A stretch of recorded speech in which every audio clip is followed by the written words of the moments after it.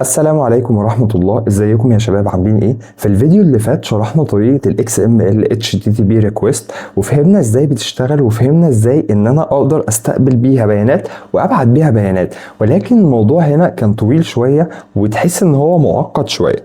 ولكن يا صديقي لازم تكون فاهمها، علشان دي طريقة قديمة بس طريقة كتابتها صعبة شوية. بس انت لو ظهرت قدامك لازم تكون فاهم الطريقة دي بتشتغل ازاي. ان شاء الله في الفيديو دوت هنشرح طريقة الاسync والاويت وطريقة الفيتش، ازاي اعمل فيتش بطريقة اسهل من بتاعة المرة اللي فاتت بكتير خالص. وبعتذر عن الفيديو اللي فات ان هو كان فيه غلطة في الباك جراوند في التصوير، ففي حاجات معينة مش واضحة، بس انا خدت بالي منها وهعيد لك عليها في الفيديو ده ان شاء الله. طيب خلينا نبدا. اول حاجه عندي طريقه الاسync والاويت، دي مش طريقه جديده للاي بي اي ولا اي حاجه، دي مجرد طريقه بتنظم الكود اللي بيتعامل مع الاي بي اي. يعني ايه اسync اصلا؟ انا عندي حاجه اسمها اسync واويت، هنفهم ازاي بنكتبهم في الفانكشن، بس لازم نفهم مصطلحاتهم الاول. الاسync يعني معناها ان الفانكشن دي شغاله بشكل غير متزامن. يعني ايه؟ يعني مش هتشوف باقي الكود لحد ما الاي بي اي يرد عليها. يعني مش هتيجي تخش على ال HTML اللي انت بتعرض فيه ال API تبص عليه الا لما ال API فعلا يرجع لي بالداتا. الاويت معناها ان انا بقول له استنى بشكل ذكي، يعني استنى النتيجة من غير ما توقف البرنامج كله. طيب ليه بنستخدم الطريقة دي؟ علشان بدل ما نكتب كود معقد بالذن والكول باكس اللي بنكتب بيها في ال XML HTTP request، بنكتب هنا كود شكله زي الكود العادي جدا وسهل ان انت تقراه وتفهمه. خليني اقول لك الفرق بينهم وبين ال XML HTTP request. ان زمان كنا بنستخدم ال XML HTTP request وكان الكود طويل ومش واضح، زي ما فعلا في الفيديو اللي فات شفنا ان الموضوع طويل جدا. وفي ناس هتقول يعني انا عشان اجيب API عندي لازم اكتب الخطوات دي كلها. اقول لك لا، ولكن لازم تكون عارف الطريقة دي. دلوقتي الاسync والاويت مع الفيتش خلوا الموضوع اسهل وانضف بكتير. طيب خلينا نبدأ ونقول بسم الله الرحمن الرحيم. طيب أول حاجة إن أنا عايز دلوقتي أجيب API. في الفيديو اللي فات قلنا إن إحنا عندنا مواقع كتير بنجيب منها، واستخدمنا موقع اسمه إيه؟ dummy.json. dummy.json ده هسيب لك اللينك بتاعه برضو في الديسكريبشن، هتخش عليه هتخش على الدوكيومنتيشن بتاعته، هتلاقي ان عندك اي بي اي مجانيه لكل حاجه. لو انت عايز تعمل اوثنتيكيشن، لو عايز تعمل برودكتس، كارت، يوزرز، بوستس، كومنتس، تو دو، اي حاجه موجوده الحمد لله وبطريقه مجانيه. طيب هنجرب هنا برضو في طريقه الاسync والاويت ان انا استقبل داتا وابعتها. تمام. وهستخدم طريقه الجيت والبوست. وبص يعني مش هخليك فعلا ناقصك اي حاجه، انت كل اللي عليك بس ان انت تمشي ورايا خطوه بخطوه وتحاول تطبق ورايا. اهم حاجه يا صديقي ان انت تطبق ورايا جزء جزء علشان مفيش حاجه تفوتك وتكون فاهم كل جزء نتكلم فيه ازاي. اول حاجه دخلت على dummy.json. انا هبدا اول حاجه اجرب على البرودكتس. تمام. عندي في البرودكت get all product، get single product، search على product، وlimit، وsort product، وget all product بالكاتيجوريز بتاعتها. فهو سامح لك اي بي اي بكل حاجه. احنا دلوقتي هنجيب get all product. قلنا في الفيديو اللي فات، انا هعيد بس شويه خطوات بسيطه علشان لاحظت في الفيديو وانا برفعه ان الصوره ما كانتش واضحه في شويه حاجات. انا دلوقتي عندي في الاي بي اي بتاعت البرودكتس دي ان انا ايه اللي بيحصل في ده كله؟ باخد بس اللينك دوت، اللينك اللي هو http://dummy.json.com products. ده اللينك اللي شايل الاي بي اي، وده اللينك الفعلي اللي الباك اند بيبعته لي بالفعل. تمام. طيب باخد اللينك ده. انا قلنا ان انا عندي طريقتين عشان اشوف الاي بي اي والداتا اللي جواها. اول طريقه وهي طريقه سهله، هي ان انا هاخد اللينك ده احطه في اي نيو تاب جديده وادوس عليها انتر، هيظهر لي الشكل ده. بالراحه يا صديقي، مش عايزك تتخض، الدنيا بسيطه جدا. هتدوس على برنت. تمام. هيطلع لك الشكل الجميل ده. الشكل الجميل اللي قدامك ده عباره عن ايه؟ تعالى كده نبص عليه. ده اوبجكت جواه array of object. تمام. يعني ده اوبجكت كبير شايل array كبيره جواها كذا اوبجكت، كذا برودكت. تمام. كل برودكت ليه تايتل وديسكريبشن، وكل برودكت وكل اوبجكت جواه كذا array تانية، بحيث ان هو يكون عنده جواه حاجات مختلفه. طيب يعني ايه الكلام ده كله؟ بالراحه كده. دول البرودكت اللي عندي، كل برودكت واخد اي دي، واخد تايتل، واخد ديسكريبشن، واخد كاتيجوري، واخد برايس، واخد ريتنج، واخد تاجز. وعندي تحت شويه لو نزلت هلاقي الصور. ولكن الطريقه دي مش اصح حاجه. طيب ليه مش اصح حاجه؟ تعالى ان انا دلوقتي الاي بي اي دي لو محميه بحاجه اسمها هيدرز وتوكن مش هترضى ان هي تفتح. وتعالى نجرب ده بالفعل على حاجه تانية. تعالى هنا انا هجيب بس اي بي اي كده، هقول لك دلوقتي الابلكيشن ده اسمه ايه، بس هنجيب اي بي اي نجرب عليه حاجه كده. طيب هاجي دلوقتي اجرب قدامك على الاي بي اي دوت. لو جيت شغلته هنا فعلا هلاقي ان في داتا رجعت لي، تمام؟ زي ما احنا شايفين في داتا فعلا والحاله بتاعته ترو الكلام ده كله. طيب انا لو جيت خدت الاي بي اي ده وفتحته في جوجل زي الاي بي اي اللي انا بجرب عليه دوت، دوست عليه انتر هيقول لي ايه ستاتيوس فولس والكود 400 المسج يو ماست ادفايس تايب ان هيدر. انت ما ضفتش في ادفايس تايب في الهيدر، انت ما ضفتهمش، ما ضفتليش الهيدر بتاعتي. طيب ايه هي الهيدر دي اصلا؟ الهيدرز دي حاجه الباك اند بيكون عاملها لي وبيقول لي والله انت هتضيف الهيدر ده عندك علشان الاي بي اي تفتح معاك، تمام؟ طيب هل انت بتشغل دماغك بيه او هل انت بتفكر ده بيتعمل ازاي؟ لا انت مالكش اي دعوه. طيب علشان انتقل لمرحله تانية ان انا ازاي افتح الاي بي اي بتاعي على ابلكيشن ارن اشوف الكود فعلا شغال ولا لا قبل ما اتعب نفسي واخش اكتب كود عشان لو في مشكله ارجع للراجل الباك اند اللي معايا قبل ما اخش اكتب كود اقول له والله الاي بي اي مش شغال. طيب بعمل ايه؟ عندي ابلكيشن انا فتحته من شويه اسمه بوست مان. البوست مان دوت تيجي هنا تخش تقوم عامل له داونلود بوست مان على طول، تمام؟ وتنزله عندك وترن عندك على اللابتوب بتاعك. طيب هنعمل بقى فيه ايه؟ هاخد اللينك بتاع البرودكت اللي عندي اللي مفتوح هنا هجربه على البوست مان. هفتح الابليكيشن وهاجي فوق اعمل نيو. طبعا هتخش تلاقي ده كله فاضي. لما تعمل نيو كوليكشن هتقول له ايه؟ انا عايز اعمل طلب HTTP، تمام؟ وهاجي جوه احط اللينك بتاعي. مجرد ما اعمل سند هيبعت لي الداتا. طيب عندي قبل ما اعمل السند حاجه معينه، عندي حاجه اسمها الميثود اللي انا بستخدمها، الجيت والبوست والبوت والباتش والديليت والهيد والاوبشنز. طيب انت كفرونت اند عايزك بس تفهم ان الجيت دلوقتي بنستقبل بيها الداتا والبوست هي اللي بنبعت بيها الداتا. لو تفتكر في ال HTML لما خدنا الفورم كان عندنا حاجه اسمها ميثود في الفورم ببعتها معاها، بقول له طريقه بعت الداتا دي هتكون بالجيت ولا بالبوست. لما كانت بالجيت فالبيانات بتاعه الفورم كانت بتظهر لي في URL، انما لما كانت بالبوست ففعلا بتوديني ريدايركت للصفحه اللي انا ببعت فيها الفورم، ولكن البيانات مش بتظهر لي في URL. معنى كده ان البوست دي طريقه امنه اكتر. ولكن في حاجات كتير ما بحتاجش ان انا اخليها بوست، زي ان انا بجيت برودكت. انا دلوقتي بجيب داتا من الباك اند بتاعي. طيب دلوقتي انا حطيت اللينك هنا هقول له سند، هيبدا ان هو فعلا يرجع لي الداتا اللي هناك، تمام؟ انا هنا حاليا ما عنديش هيدرز، ولكن انت لما يكون عندك هيدرز بتخش هنا في خانه الهيدرز والباك اند بيديك هيدر الكي والفاليو، بيقول لك الكي هيبقى مثلا كذا والفاليو هيبقى كذا، تمام؟ من خلال ما انت تحط الهيدرز الاي بي اي بتاعك هيبدا يشتغل. عندك حاجه اسمها الاوثرايزيشن، ان انت هنا بتيجي تستخدم حاجه اسمها التوكنز. بقول له بارير توكنز وببدا احط له التوكنز اللي لو مثلا في لوجن في الموقع فلازم اخد منه التوكنز. خارج موضوعنا النهارده ولكن ان شاء الله هنعمل فيديو عنه. طيب دلوقتي انا عرفت البوست مان وجبت الداتا هنا والدنيا زي الفل. تعالى بقى نبدا ننتقل لمرحله الكود ونشوف الموضوع دوت بيمشي ازاي. انا عايز ابدا اعرض الداتا دي عندي في الموقع فعليا، تمام؟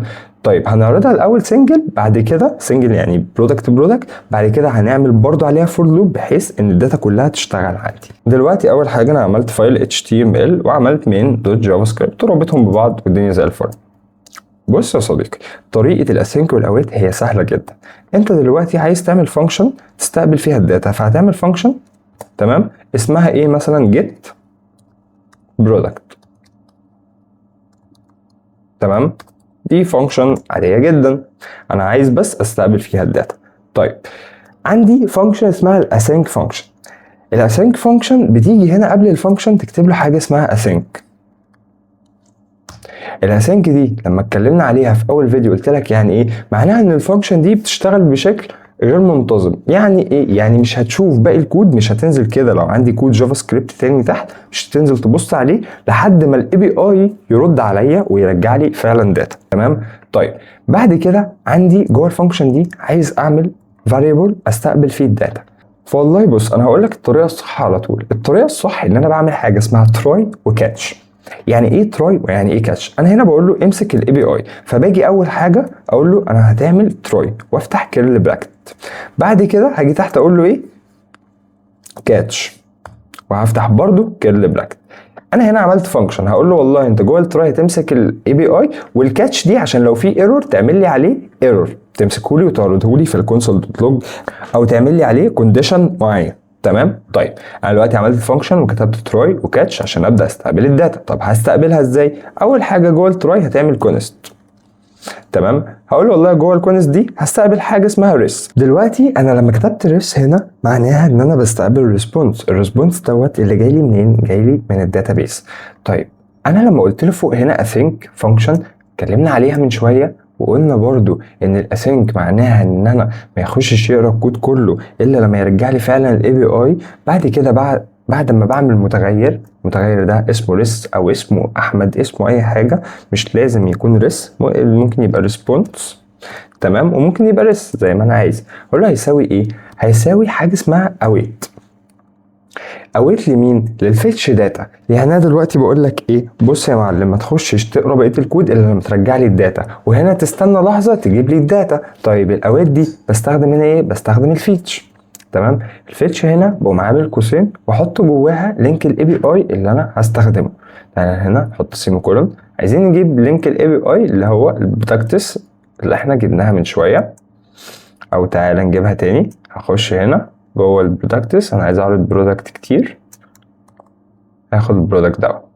تمام. طيب هتحط البرودكت ده هنا والدنيا زي الفل وشغاله وتمام. طب عايزين نتاكد ان هي شغاله، هنشوفها دلوقتي في الكونسول دوت لوج، بعد كده نبدا نعرضها في ال HTML. انا اول حاجه عملت ايه جوه التراي؟ عملت كونست اسمه ريس. المتغير دوت الفاريبل دوت هبدا احفظ فيه الاي بي اي. ليه؟ علشان زي ما كان في الاكس ام ال اتش تي تي بي ريكويست بنحول الاي بي اي اللي جايه لي دي لحاجه اسمها جيسون دوت بريس، هنا برضو انا لازم احولها لجيسون.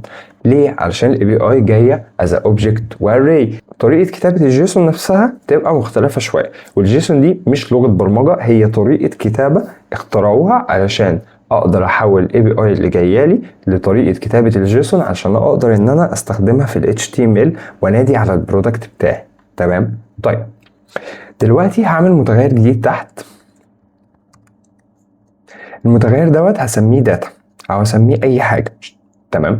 هيبقى ايكوال مين؟ هقول له برضو استنى بعد ما تجيب لي الاي بي اي بتاعي، معلش استنى لحظه كمان وهات لي الريس دوت الداتا بتاعتي دي حطها لي فين؟ في جيسون، حولها لي لجيسون كده بالظبط. انا كده جبت الاي بي اي وحولتها لجيسون.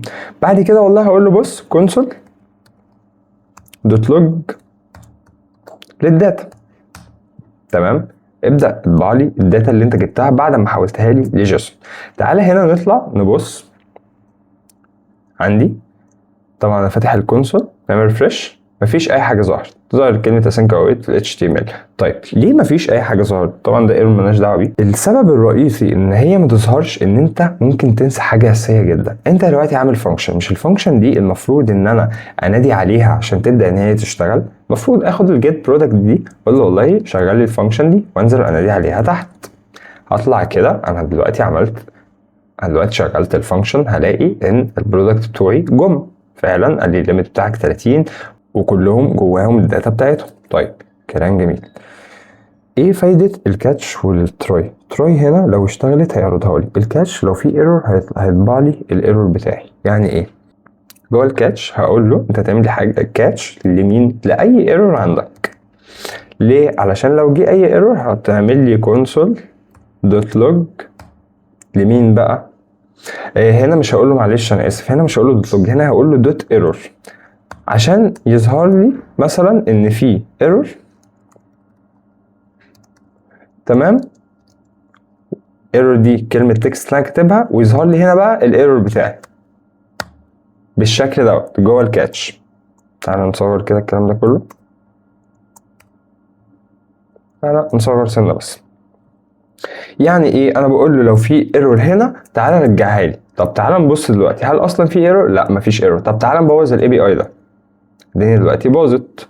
والله بص الايرور ده بتاع الكونسول طبيعي، لا انا هنا بقى قلت له ايرور تايب ايرور اللي انا عامله اصلا بيقول لك ان الجيت برودكت فيها مشكله، فده الايرور اللي انا عملت له كاتش، ولكن لما ارجعها سليمه تاني كل حاجه هترجع زي الفل. شفت يا صديقي؟ هو انا هنا كده خلصت فعلا الاي بي اي. انا هنا عملت فانكشن وكتبت الاسync عشان اقدر استخدم الاويت جواها، بعد كده استخدمت الفيتش عشان اجيب الداتا، وكتبت الاويت علشان استنى الرد بتاعها، وبعدين حولت الريسبونس اللي جاي لي ده لطريقه كتابه مين؟ جيسون، وطبعتها في الكونسول دوت لوج. طيب جميل، انا عرضت الداتا في الكونسول دوت لوج، بس الحقيقه احنا مش هنشتغل كده. انا محتاج دلوقتي ان انا اعرض الداتا دي في الصفحه عندي. علشان ابدا ان انا اعرضها في الصفحه هحتاج ان انا يا اعمل فور لوب على البرودكت كلهم، يا اما هعرض منتج واحد. طب تعالى نشوف الموضوع ده هيمشي ازاي ونعمله ازاي. طيب لغايه هنا الدنيا رايقه وزي الفل، انا فعلا جبت الاي بي اي والدنيا سليمه. عايزين نعمل مثال بسيط ان انا فعلا ابدا اعرض الداتا دي في ال HTML. هعمل ايه دلوقتي؟ انا دلوقتي هعمل فولدر هنا اسمه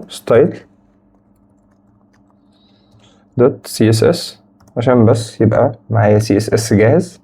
تمام، وهاجي هنا احط جواه كل CSS دوت، واجي هنا اربطه، اقول له لينك ستايل CSS.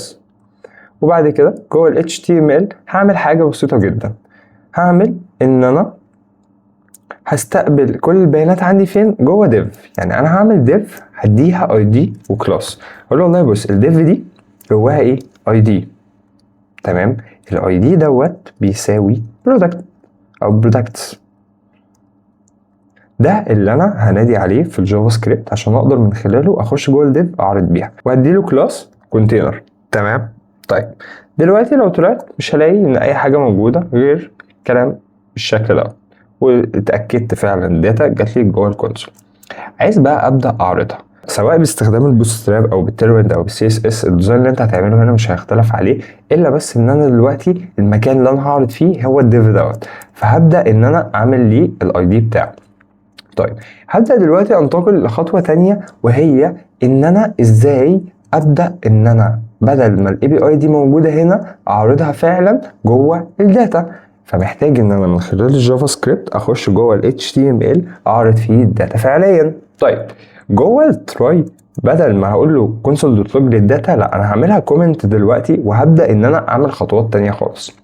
وهي ايه؟ انا اول حاجه هعمل متغير جديد. المتغير دوت عايز انادي فيه الديف اللي عندي هناك، هسميه كونتينر مثلا. فالكونتينر ده بيساوي ايه؟ بيساوي document دوت get element by id لمين؟ للبرودكتس اللي انا سميتها هناك. تعالى هنا اهي عشان بس ما نتلخبطش في حاجه. تمام، حط السيمي كولوم بتاعتي. طيب محتاج دلوقتي عشان دول برودكتس كتير عندي ان انا اعمل عليهم فور لايتش او فور لوب زي ما انا عايز. المهم ان انا اعمل عليهم لوب ان هم يعرضوا لي الداتا.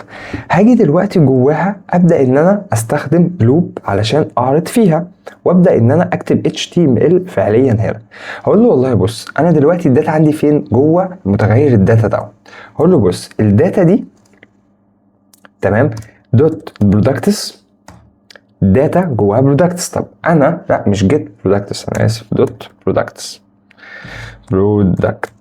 طيب البرودكتس دي اللي هي ايه؟ مش الاي دي خالص. تمام، عشان بس ما تختلفش معاك الامر. لا البرودكتس دي اللي هي دي جوه البرودكت، لان انا لما فتحت اللينك من شويه زي ما احنا شفنا اهو هلاقي عرفنا ان كلهم، تعالى هنا نعمل دي، عرفنا ان كلهم محطوطين جوه array كبيره اسمها برودكتس، فلازم انادي عليها. تمام. طيب تعالى نرجع تاني. هقول له والله بص الداتا دوت برودكتس دي هعمل عليها for each. اقول له هنا for each. تمام. طيب معلش بس يعني انا مش عايز ده كله، انا هقول دلوقتي بس for each. الفور each دي هستقبل منها ايه؟ هستقبل منها برودكت واحد مش كل برودكتس برودكت. بعد كده هعمل جواها فانكشن وهقول له والله بص انت الفانكشن ديت هتعمل فيها حاجات تانية. اول حاجه هبدا ان انا اعمل create element للديف جوه مين؟ جوه الكونتينر اللي عندي. طيب اول حاجه جوه الفور ايتش هنا بعد ما عملت الفانكشن جوه الفور ايتش ان انا هعمل عليهم لوب. دلوقتي انا عايز ابدا اعمل ديف جديد. هقول له والله بص انت عندك كونست متغير جديد خالص، الكونست دوت هسميه كارد. تمام، الكارد دوت هيبقى ايه؟ دوكيومنت مش جيت element بقى، هقول له دوت create element، ان انا عايز اعمل element جديد. تمام، وهقول له الاليمنت ده هيبقى ديف. طيب انا هنا بشرح بناء على اللي بيتفرج على الفيديو دوت فاهم يعني ايه جافا سكريبت اكيد. تمام. طيب وان شاء الله قريبا برضه هيبقى في دورة جافا سكريبت من البداية على القناة. تمام. طيب بعد كده علشان ادي الكلاس انا هنا عامل سي اس اس اسمه كارد. تمام، فعايز ازوده في الديف دوت، فاقول له والله ان انا شايف الكارد ديت هتعمل لي ليها دوت كلاس ليست، ضيف لي فيها الكلاس دوت، اعمل لي ايه دوت اد، اسمه ايه؟ اسمه كارد، عشان الديزاين اللي معمول ده يشتغل. تمام. طيب حلوه قوي قوي قوي. انا اول خطوه ان انا عملت ديف وضفت لها الكلاس بتاعتها جوه الفور ايتش اللي فيها برودكت. طب برودكت دي ايه؟ دلوقتي كل البرودكتس هنا جم جوه برودكت واحد عشان ابدا اعمل عليهم فور ايتش. تمام. طيب كلام جميل. دلوقتي والله بص هقول لك، شايف الكارد دي بعد ما ضفت فيها الستايل بتاعها، هقول له الكارد دي هتبقى دوت انر دوت اتش تي ام ال دوت انر اتش تي ام ال.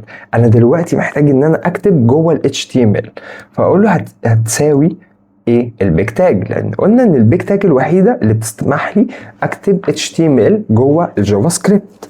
تمام. طيب هاجي اول حاجه ان انا عندي ايمج، هفتح بروس اكتب، هفتح الايمج بتاعي تاج الايمج واقول له انت عندك هنا الاس ار سي السورس بتاعها. تمام. محتاج دلوقتي ان انا انادي عليها. طب انا دلوقتي هنادي عليها من خلال ايه؟ انا دلوقتي ماليش دعوه بالداتا وماليش دعوه بالبرودكتس، انا ليا دعوه بالبرودكت او البي مثلا او البرو مثلا، مش لازم يبقى اسمه برودكت. تمام. البرو ده هاخده انادي عليه جوه الايمج، هقول له والله ان انا عندي الطريقه اللي انا بنادي عليها ان انا بكتب له الدولار ساين بتاعك، بعد كده بفتح كيرل براكت، اقول له جواها شايف البرو دوت انا عايز ايه؟ دوت الايمج. طب الايمج اصلا كان اسمها ايه؟ انا دلوقتي مثلا ما اعرفش، هنزل تحت في الاي بي اي بتاعتي هبص على الايمج، اسم الايمج عندي حاجه اسمها ايمجز وحاجه اسمها ثيم بانل. تعال ناخد ثيم بانل دي ونحطها هنا كده، هو بدا يعرض لي الصوره. طب تيجي نشوف فعلا الكلام ده حصل ولا لا. مفيش اي حاجه ظهرت لغايه دلوقتي. ليه؟ علشان انا كل ده كتبت فعلا ديف بس ما ضفتهاش للكونتينر اللي عندي ان انا هعمل فعلا كونتينر. طيب تعال نكمل الخطوات واحده واحده وفي الاخر نعمل لها ابند تشايلد. تمام. بعد كده هقول له ان انا عندي ديسكريبشن وبرايس واعرضهم بنفس الطريقه والدنيا زي الفل. طيب لحد دلوقتي انا محتاج ان انا اعرضهم بره. طب انا علشان اعرضهم بره هعرضهم ازاي؟ لازم ان انا الديف اللي انا عملتها دي اضيفها جوه الكونتينر اللي عندي. تمام. فبقول له والله بص شايف الكونتينر دوت، بعد ما انا خلصت الخطوه بتاعتي خالص اطلع كده بره البيج تاج دي تحت هنا، هقول له شايف الكونتينر دوت، اعمل لي حاجه بسيطه جدا، اعمل لي ابند تشايلد لمين؟ للكارت. بس كده، موضوع بسيط جدا. ايه اللي هيحصل دلوقتي؟ اللي هيحصل دلوقتي ان انا هطلع هنا اخش هنا الاقي يا باشا كل برودكت فعليا جولي. دنيا بسيطه ولذيذه. احنا تقريبا عملنا البروجكت اللي احنا بنتكلم في ان انا هيتعمل في الاخر، بس ان شاء الله التاني برضو هيكون في تنوع في كذا حاجه. تمام. انا كده عرضت البرودكت عندي بطريقه الاسync والاويت والموضوع فعلا صح. انا هنا عملت ايه؟ بالبدايه كده انا عملت فانكشن async عشان استخدم الاويت، بعد كده عملت فيتش علشان اجيب الداتا من الاي بي اي، بعد ما الداتا رجعت حولتها لايه؟ حولتها لجيسون. بعد كده بدات اتعامل مع الصفحه وجبت العناصر اللي هعرض فيها البيانات، رحت ال HTML كتبت له div الكونتينر وعملت شويه CSS. بعد كده لفيت على كل منتج وكل واحد بعمل له كارد واعرضه، ده من خلال ايه؟ الفور ايتش او الفور لوب. كل كارد انت شايفه قدامك جاي من الاي بي اي مش ستاتيك، انا ما كتبتش كود في ال HTML وما كتبتش فعلا الكاردات دي كلها. انت لو عندك 100 برودكت هيظهروا، عندك 1000 هيظهروا من غير ما اخش اكتب الكارد ده واقعد اعمل كوبي بيست للصفحه كلها. طيب كلام جميل. دلوقتي بقى تعالى نشوف طريقه البوست، ان انا لو عايز ابعت الداتا بالاسync والاويت هتبقى ماشيه معايا ازاي. نفس الكلام برضو هعمل فانكشن اسمها async فانكشن، والفانكشن دي اسميها add product. تمام. شيل البروميس ده دلوقتي مش عايزينه. جوه الفانكشن دي هعمل برضو تراي وكاتش. تراي وكاتش دول خليهم معاك اساسيين في اي اي بي اي انت بتعملها، بحيث ان لو في اي ايرور يظهر لك. تمام. طيب جوه التراي هقول لك والله بص انا هعمل كونست، نفس الكلام برضو هسميه ريسم او اي اسم، وهقول له اويت استنى لما الداتا تجيلي، بعد كده هقول له فيتش للداتا. ولكن هنا الفيتش بتاع الاي بي اي هيكون مختلف شويه. ليه؟ لان انا هنا مجرد انا هنا بضيف فيه مش بستقبل منه، فهاخد الاي بي اي دوت. طبعا هنا الاي بي اي ده، تعالى هنا نخش جوه البرودكت. هل عاملين لي ابديت اد برودكت؟ جميل جدا. هلاقي هنا ان في اد برودكت وعامل لي الفانكشن بتاعتها والكلام والدنيا زي الفل. فانا هاخد اللينك دوت ان انا عايز ابدا اضيف برودكت، فانت بتيجي في الاخر هنا بتزود له اد، بقول له يعني اللينك الطبيعي بتاعي اللي انا بستقبل منه بيبقى كده البرودكت، او ان انا اجي اضيف بقول له سلاش اد، معلش هبدا اضيف برودكت. بعد كده بطلع، مش بطلع بره الكورس، بعد كده بطلع خطوه واعمل كوما وافتح كيرل براكت علشان جواه ابدا ان انا اضيف فعلا داتا. طيب الميثود بتاعتي هتبقى ايه؟ هتبقى بوست. تمام. اقول له ان انا هنا بضيف داتا من خلال ميثود بوست. تمام. طيب ايه الهيدر بتوعي؟ انا علشان ابعت الداتا بوست لازم يكون ليها هيدرز. انا حاليا بنكتب الهيدرز المتعارف عليها، ولكن بعد كده الباك اند هو اللي بيقول لك التفاصيل دي بالظبط. فبقول له هنا والله بص شايف الهيدرز دي؟ تمام. هاجي هنا اضيف ايه؟ الهيدرز بتاعي والمتعارف عليه هقول له مثلا الكونتنت تايب بتاعك هيبقى ابلكيشن جيسون. بعد ما انا ضفت الهيدر وضفت الميثود بقول له والله بص شايف البودي دوت هبعت فيه داتا معينه. البودي ده هاجي اقول له ان الداتا دي هتتبعت جيسون دوت سترينج فاي. ليه؟ علشان تتبعت بطريقه كتابه الجيسون. وهفتح قوسين وافتح جواهم كيرل براكت. تمام. وهبدا احط الداتا بتاعتي، اقول له والله انا عندي اول حاجه التايتل. التايتل ده هيبقى عباره عن نيو برودكت مثلا. تمام. وهاجي اعمل كوما، بعد كده اقول له والله البرايس بتاعه هيبقى مثلا اي رقم.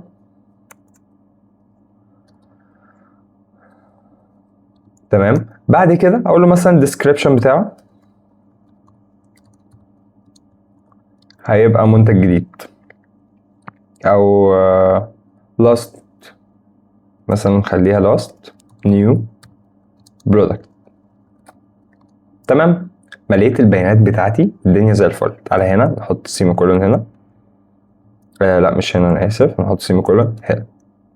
طيب كلام جميل. بعد كده بستقبل الرد من السيرفر. يعني ايه؟ بعد ما انا بعمل الخطوه دي وابعت فعلا البيانات باجي احفظ الرد ده جوه متغير جديد. بقول له والله انا عندي كونست هسميها داتا. تمام. هتساوي ايه؟ هقول له اويت. انا عايز استقبل ايه؟ عايز استقبل الريسبونس بتاعي اللي انا فعلا بعته. تمام. علشان استقبل الرد من السيرفر فبقول له await للريس دوت جيسون. تمام. ودي as a function.